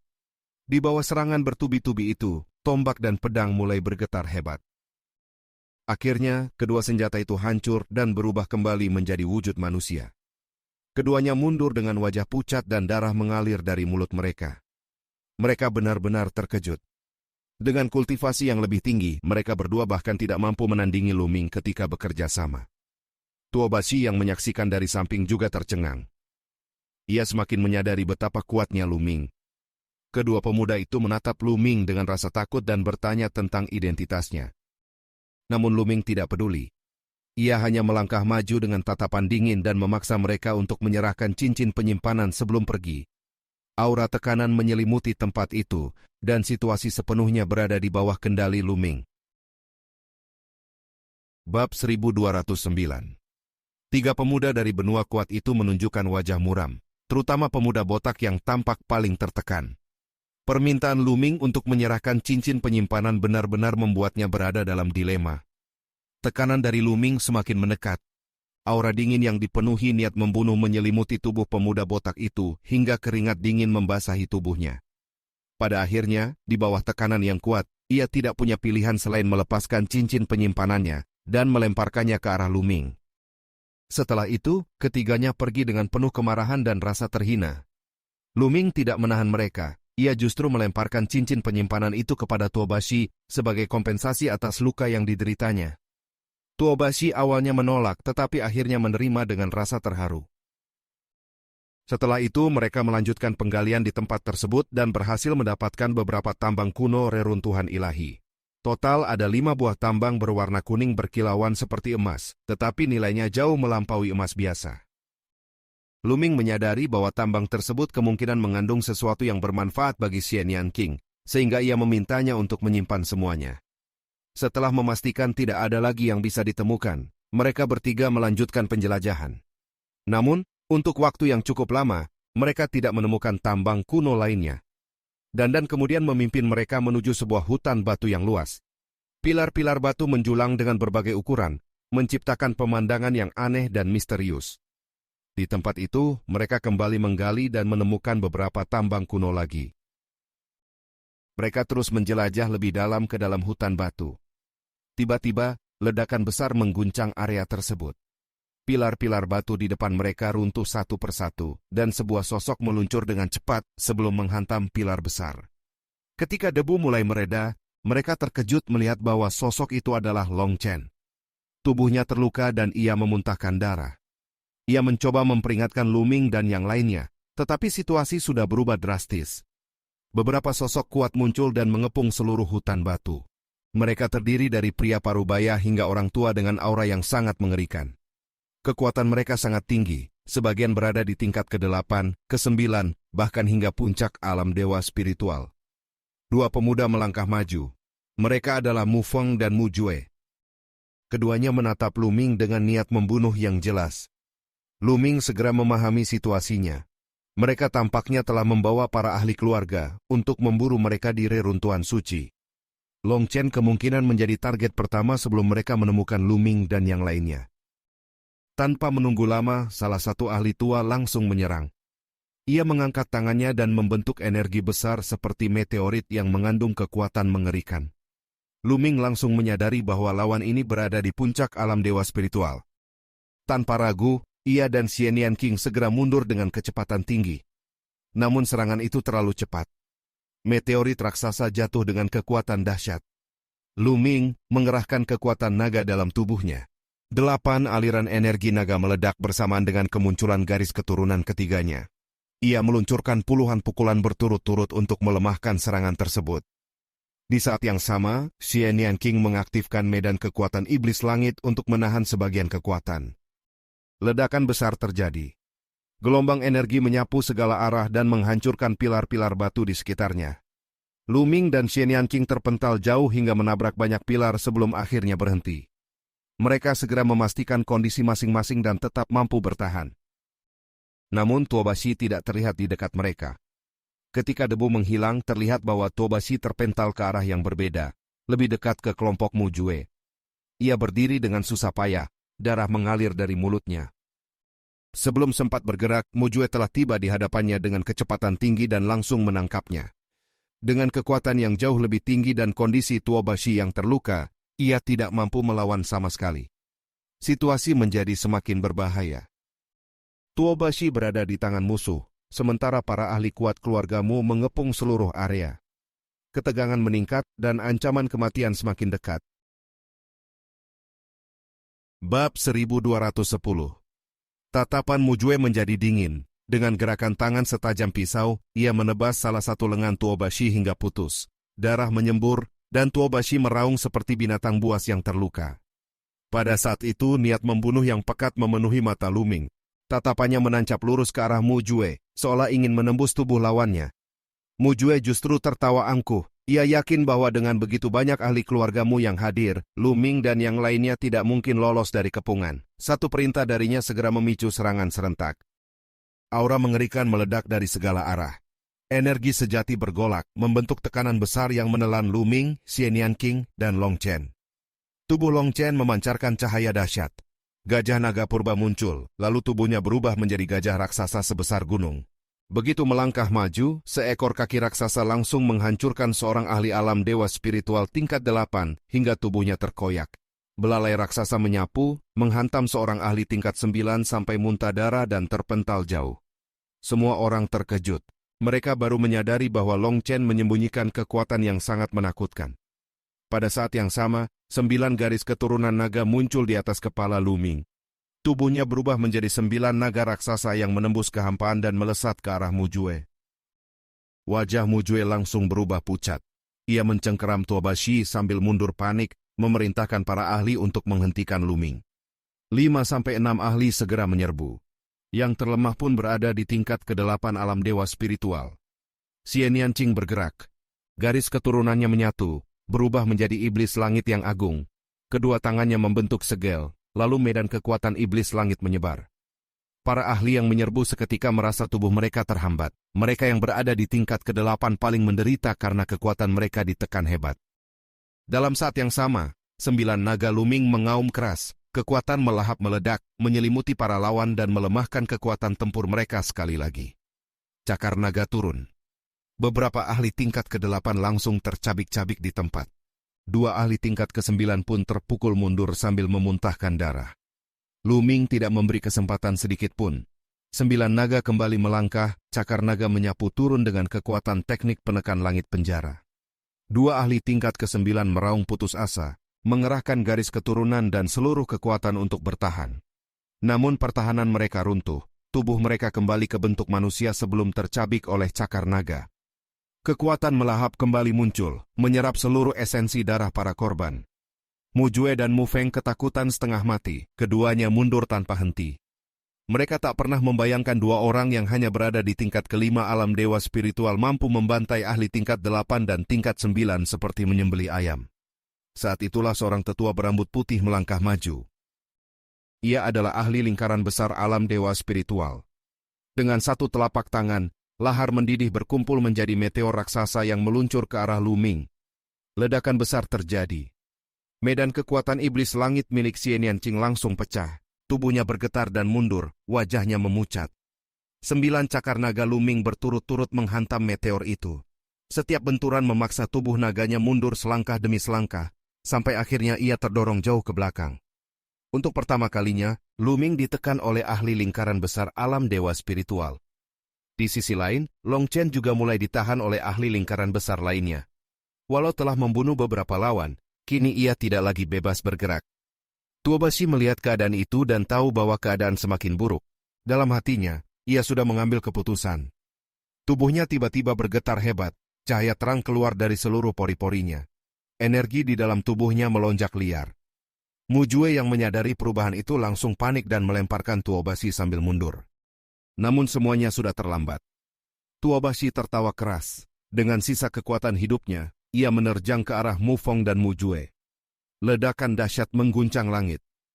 Tubuh Tuobashi hancur total dalam penghancuran diri, tidak ada tulang yang tersisa. Gelombang energi menghantam Mu Feng dan Mu Jue. Mu Feng terlempar keluar dalam keadaan mengenaskan. Kedua lengannya lenyap, separuh tubuhnya hancur. Tatapannya penuh putus asa sebelum seluruh kekuatan hidupnya menghilang. Mu Jue jauh lebih beruntung karena kultivasinya lebih tinggi. Ia hanya muntah darah, tetapi tetap terluka. 2 ahli kuat segera muncul di sisinya untuk melindunginya. Mu Jue meraung marah dan memerintahkan seluruh pasukan menyerang bersama. Kini 4 ahli lingkaran besar alam dewa spiritual berdiri di depan Lu Ming dan Long Chen. Sisanya adalah para ahli tingkat ke-9. Tatapan Lu Ming justru menjadi semakin tenang. Namun ketenangan itu dipenuhi niat membunuh yang lebih dingin dari sebelumnya. Tuobashi telah mati. Pengorbanan itu menyalakan kemarahan yang tak lagi bisa dibendung. Xian Yanqing segera masuk ke dalam diagram gunung dan sungai, agar Lu Ming dapat bertarung tanpa beban. Lalu sebuah prasasti batu raksasa muncul. Itulah garis keturunan prasasti penekan penjara. 9 naga berubah menjadi cahaya dan masuk ke dalam prasasti tersebut. Prasasti itu membesar hingga mencapai 30.000 meter, mengguncang langit dan bumi. Kata prasasti di bagian bawah memancarkan tekanan mengerikan. Tanpa ragu, prasasti penekan penjara itu jatuh menimpa seorang ahli lingkaran besar alam dewa spiritual. Lawan itu berubah menjadi meteor raksasa. Api menyelimuti langit saat ia menghantam balik prasasti tersebut. Benturan dahsyat pun kembali mengguncang seluruh medan tempur.